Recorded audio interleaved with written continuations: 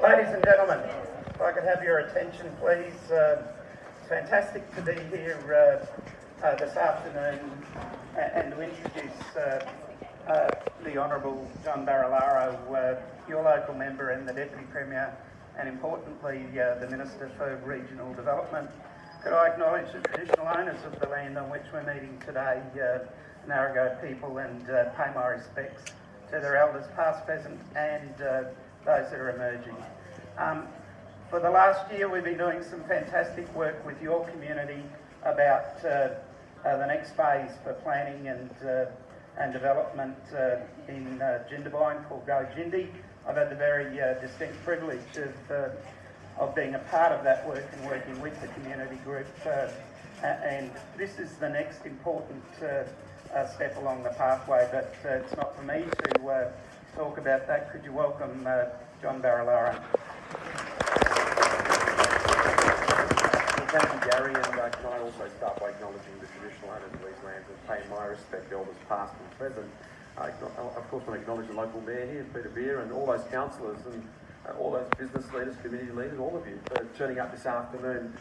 I remember standing here before an election and made a number of commitments in relation to infrastructure here in Jindabyne, from tourist infrastructure, of course educational infrastructure. I think in total about $70 million worth of commitments, and that is significant. That is something that I will honour in this term of government.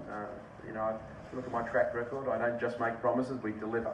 We deliver on those commitments, and but the big part of all the investment that will happen in this region will be underpinned by the work that's been done through the Go Jindabyne Master Plan. Now, that was a commitment we made in excess of 12 months ago down at the lake, $2.5 million investment by the New South Wales Government, working with the local council here to make sure that we plan for the growth that we're going to see over this region over the next 20 years.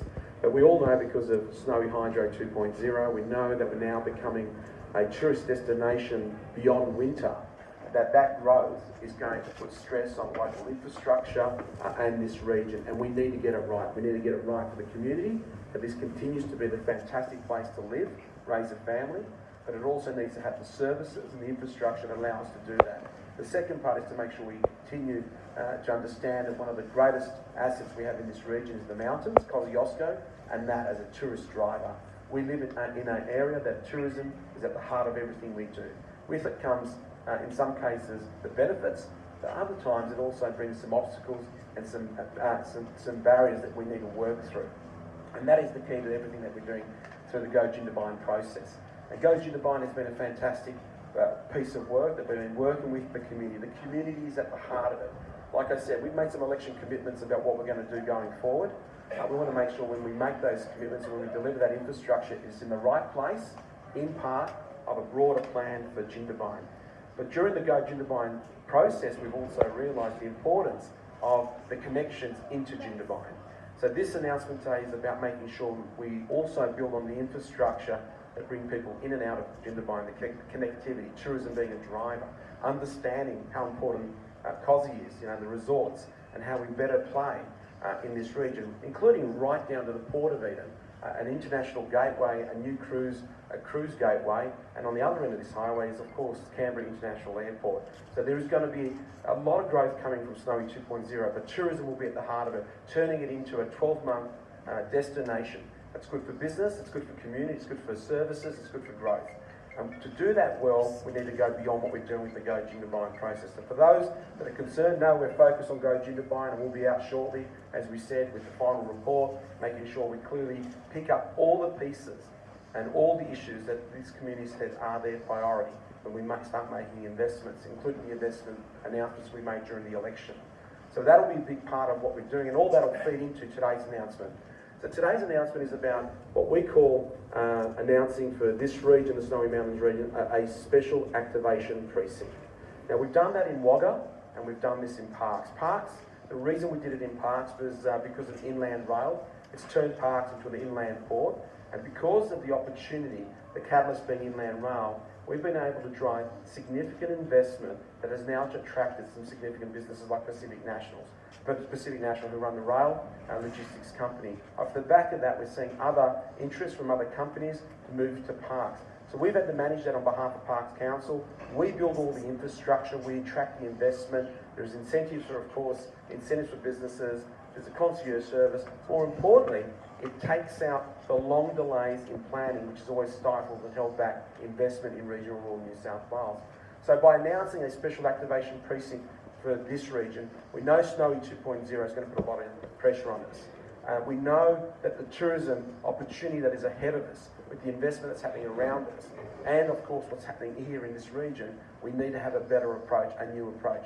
And through the special activation precinct that we announce here today, it will mean hundreds of millions of dollars of investment. So, because I remember when we announced Go Jindabyne, someone said to me, and it's been repeated a few times, oh no, not another bloody plan.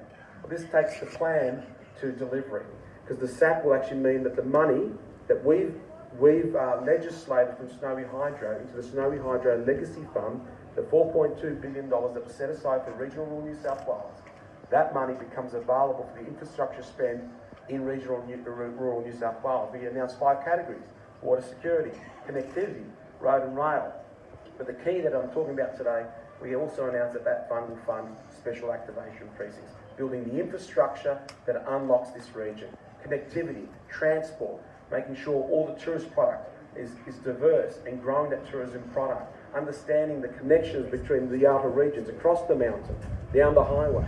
And that is the key to what we're doing today. So today is what we're announcing technically is the vehicle that delivers the infrastructure spend, that delivers the investment, that delivers on what we committed to this region through the Go Jindabyne Master Plan, and allows us to look at this region rather than just Jindabyne, making sure that we all prosper in this period. The money that's been set aside by Snowy Hydro is a once-in-a-generation opportunity, and we want to make sure this region gets a big chunk of it, that regional rural New South Wales will get a big chunk of it, but I want to make sure that we're ahead of the curve, and that's why today's announcement is very, very important. This will deliver the investment, like I said, hundreds of millions of dollars, attracting industry and businesses, guaranteeing jobs locally, giving our children in this region a reason to stay. We're going to be investing in education, all the pathways, but this is more important. This is about making sure they've also got a reason to stay here, because there will be great jobs in this region today and in the future, and that is what today's announcement says. It's significant, and for those that want to learn more about Special Activation Precinct, you can always jump on our website. Otherwise, I've got Gary Barnes, his team here today. I know that he met with a number of stakeholders this morning explaining what we're announcing today, but this is significant for the region, and over the months and years ahead, you'll clearly see the investment coming, and that is because this community got in behind the Go Jindabyne process, which has now unlocked the Special Activation Precinct. It's exciting times for the region. We live in a great part of the world. Let's benefit from it, and people will stop talking about Queenstown. They'll start talking about Jindabyne. Thank you very much.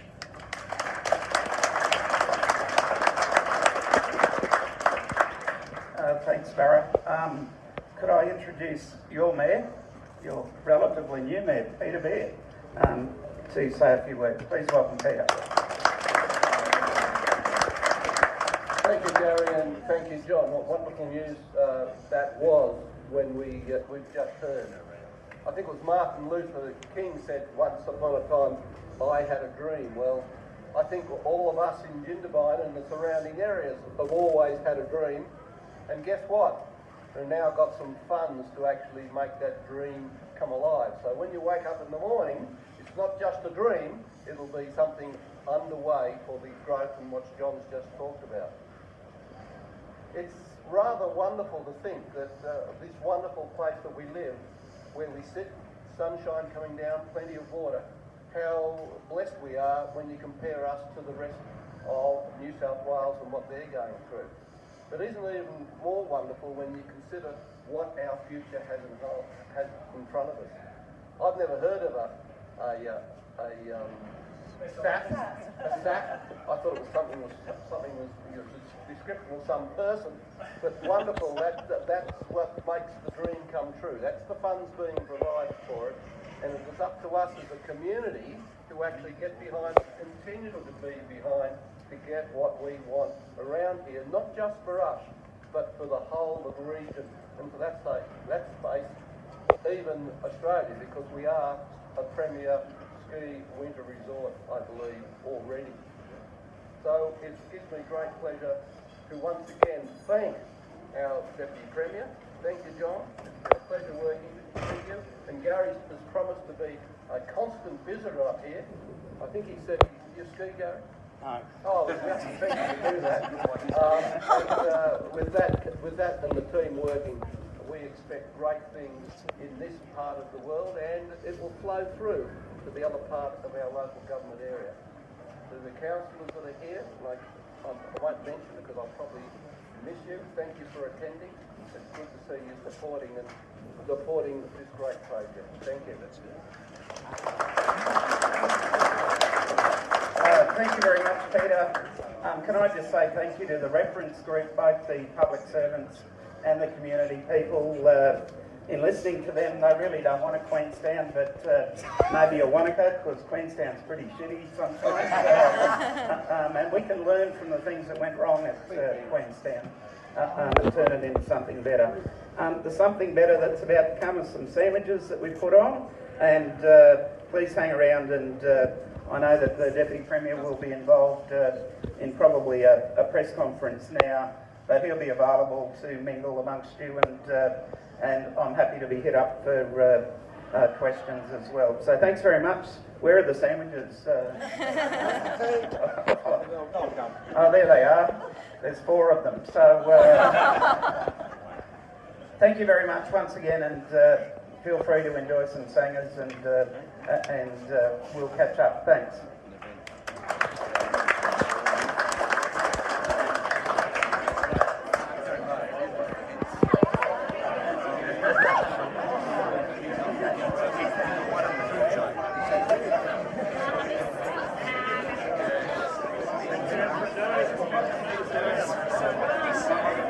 We've got money. I'll tell you what we're doing. I go to the next one.